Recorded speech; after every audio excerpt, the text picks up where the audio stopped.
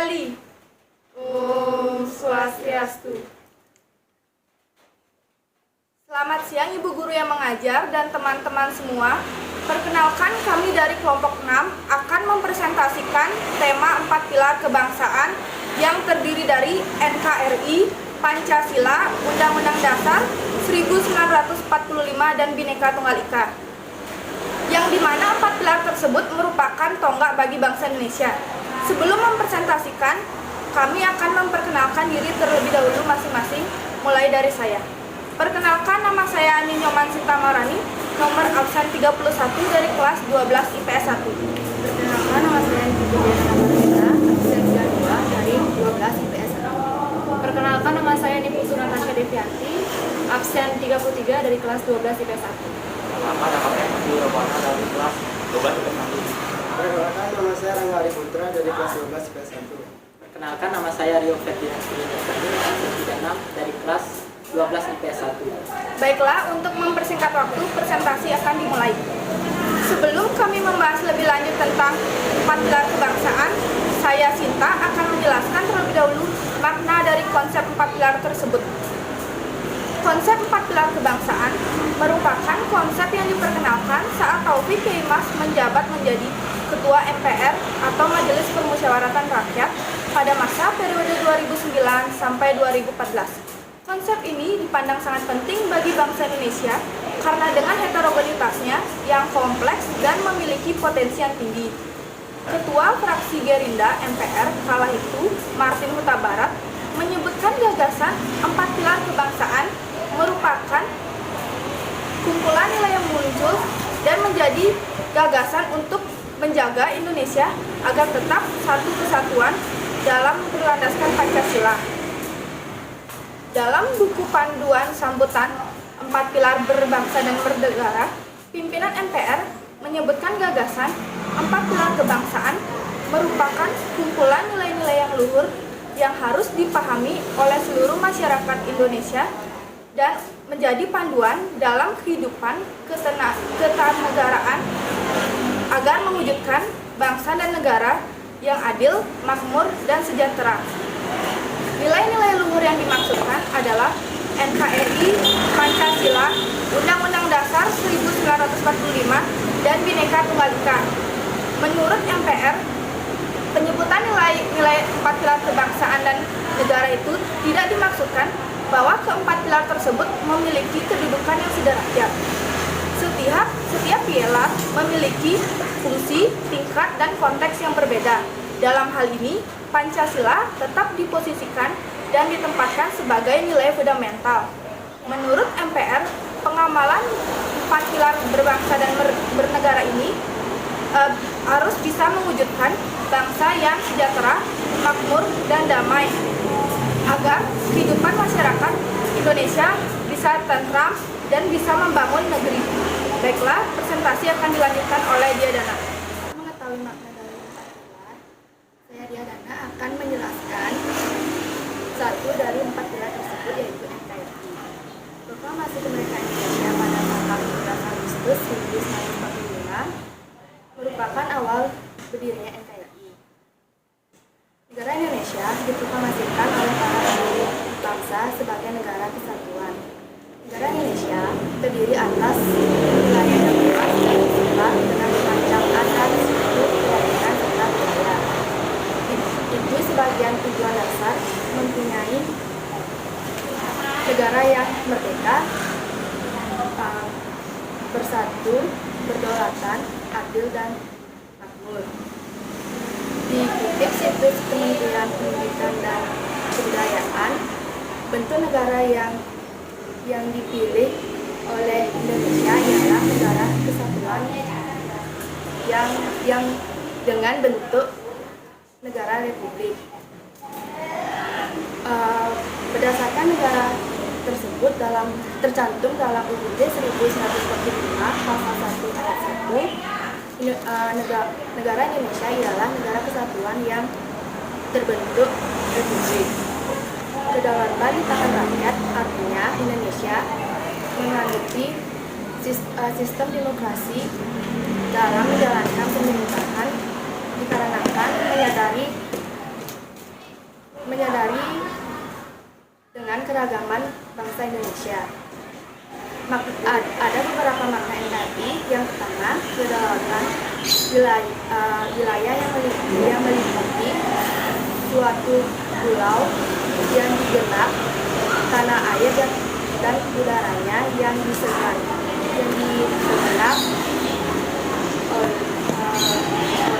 dari Sabang sampai Merauke. Yang kedua, keutuhan khas budaya yang meliputi adat istiadat, karya cipta, dan hasil pemikiran bangsa Indonesia dan suku-suku di seluruh wilayah NKRI. Yang ketiga, keutuhan sumber daya alam atau SDA yang meliputi hasil kekayaan alam seperti bahan tambang, flora dan fauna. Yang keempat, keutuhan wilayah penduduk atau sumber daya manusia atau SDM yang meliputi orang, status, keselamatan, serta kebahagiaan. NKRI secara umum adalah menyelenggarakan kesejahteraan dan keadilan karena tujuan merupakan pedoman dalam menyusun dan mengendalikan alat pergerakan negara serta mengatur kehidupan rakyatnya. Presentasi akan dilanjutkan oleh Caca. Baik, saya Natasha akan mengajukan presentasi dari dia mengenai pilar kedua, yaitu Pancasila. Pancasila merupakan dasar dan pedoman dalam kehidupan negara Indonesia, yang di dalamnya memuat keputusan nasional dan mencerminkan kepribadian bangsa Indonesia. Selain itu, Pancasila juga dijadikan sebagai dasar dalam pemerintahan negara Indonesia, yang di dalamnya berisi tentang komponen di seluruh wilayah Indonesia. Pancasila dibuat sebagai landasan dan pedoman dalam berperilaku yang baik dalam kehidupan dan masyarakat. Dengan mengikutinya, kita sebagai manusia akan selalu mencapai kesejahteraan dan kedamaian hidup. Indonesia dikenal dengan lambangnya burung Garuda, atau yang biasa disebut dengan Garuda Pancasila.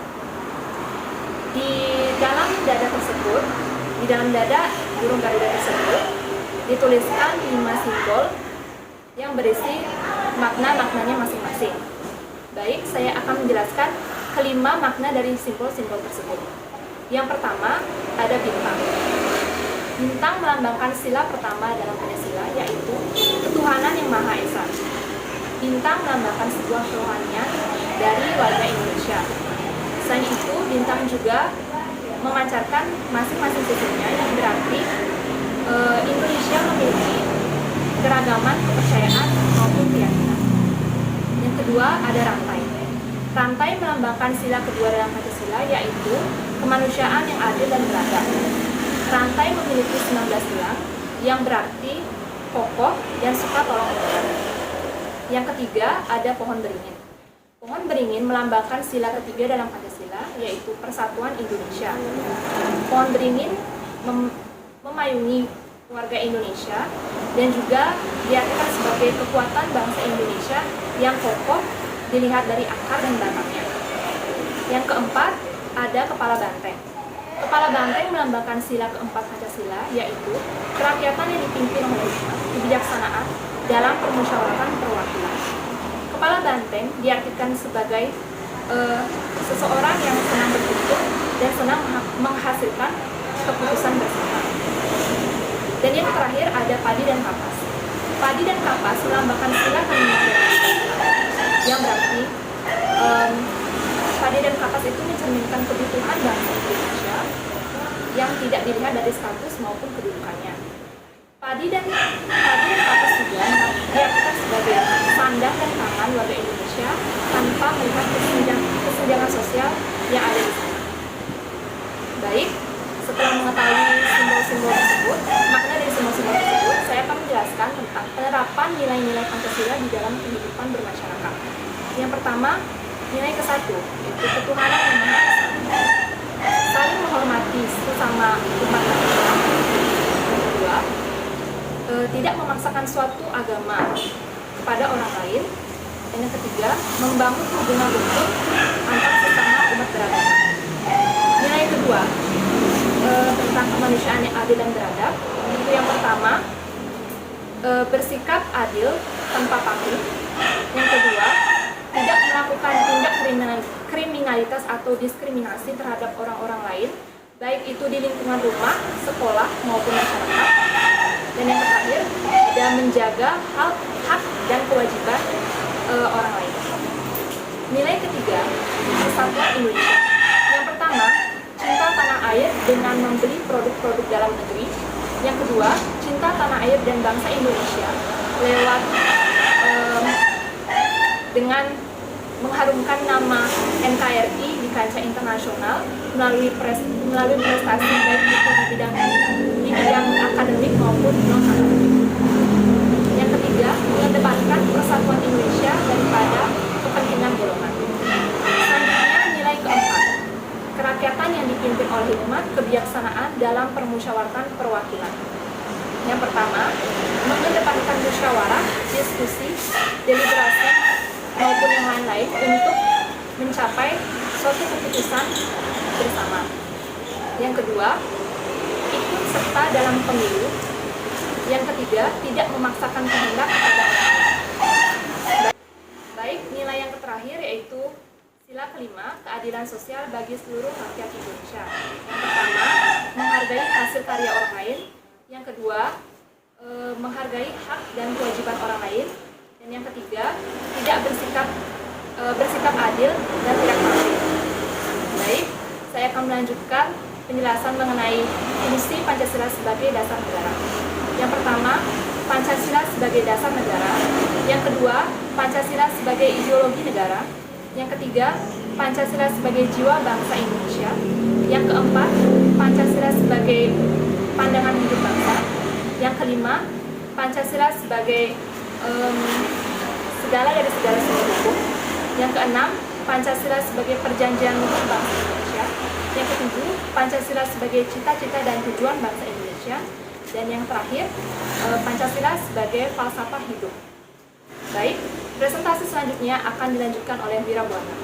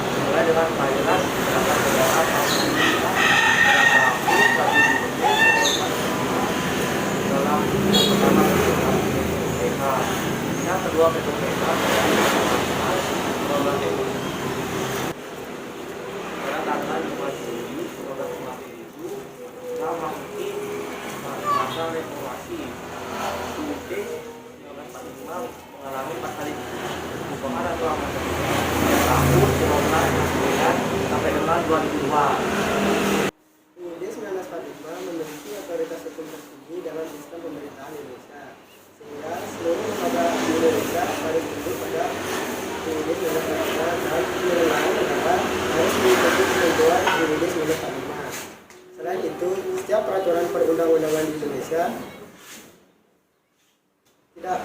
tidak boleh bertentangan dengan UUD 1945. Mahkamah Konstitusi berwenang melakukan pengujian atas undang-undang, sementara Mahkamah Agung atas peraturan di bawah undang-undang yang bertentangan dengan ketentuan UUD 1945.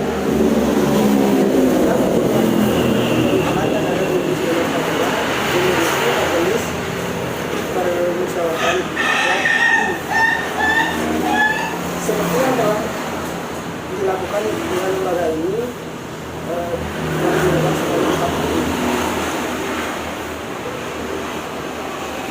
ketentuan mengenai perubahan UUD 1945 diatur dalam pasal 37 UUD 1945. UUD 1945 telah mengalami perubahan semenjak diamandemen sebanyak 4 kali. Diperkirakan hanya 11% dari isi keseluruhan UUD 1945 yang tetap sama seperti sebelum perubahan. Sebelum diamandemen, UUD 1945 terdiri dari pertama pembukaan, terdiri dari 4 alinea, kedua batang tubuh yang terdiri dari 16 bab, 37 pasal, dan 65 ayat aturan utama, 4 pasal aturan peralihan, 2 ayat aturan pertambahan. Setelah diamandemen, UUD 1945 terdiri dari pertama pembukaan, terdiri dari 4 alinea, yang kedua batang tubuh yang terdiri 21 bab, 73 pasal, dan 194 ayat aturan utama, 3 pasal aturan peralihan, 2 pasal aturan tambahan. Penjelasan UUD 1945 tidak disebutkan secara formal. Dari UUD 1945, setelah perubahan keempat, isi dari bagian penjelasan lingkungan diintegrasikan secara material ke dalam batang tubuh dan masih menjadi bagian dan penjelasan dari UUD 1945. Presentasi dilanjutkan oleh Kiri. Baik, pilar yang keempat adalah Bhinneka Tunggal Ika.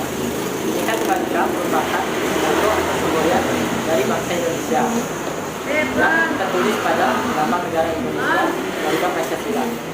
Frasa ini berasal dari bahasa Jawa kuno yang berarti berbeda-beda tetapi tetap satu. Jika diterjemahkan per kata, Bhinneka berarti beraneka ragam, tunggal artinya satu, dan ika artinya itu. Secara harfiah, Bhinneka Tunggal Ika berarti beraneka satu itu, yang bermakna walaupun berbeda-beda, bangsa Indonesia tetaplah satu kesatuan. Semboyan ini menggambarkan persatuan dan kesatuan bangsa Indonesia yang terdiri dari berbagai macam suku, budaya, ras, dan agama atau kepercayaan. Kalimat ini berasal dari kutipan Kakawin kuno Jawa kuno, yaitu Kakawin Sutasoma yang dikarang oleh Putan Tular semasa Kerajaan Majapahit sekitar abad ke-14 di bawah pemerintahan Hayam Wuruk. Kakawin itu istimewa karena mengajarkan toleransi antar umat beragama Jawa dan agama Buddha. Baiklah, saya akan menyampaikan kesimpulan dari 4 pilar kebangsaan Indonesia. 4 pilar tersebut yang terdiri dari NKRI, Pancasila, Undang-Undang Dasar 1945, dan Bhinneka Tunggal Ika merupakan pilar yang sangat penting bagi bangsa Indonesia karena keempat tersebut merupakan tonggak bagi bangsa Indonesia, dan tujuan dari 4 pilar tersebut adalah agar seluruh masyarakat Indonesia mengetahui identitas negara dan memiliki rasa cinta tanah air, nasionalisme, serta berakhlak mulia dan bertanggung jawab bagi negeri dan bangsa. Baik, sekian dari presentasi kami. Maaf jika ada salah-salah kata. Akhir kata kami ucapkan Parama Santi. Om Santi Santi Santi Om.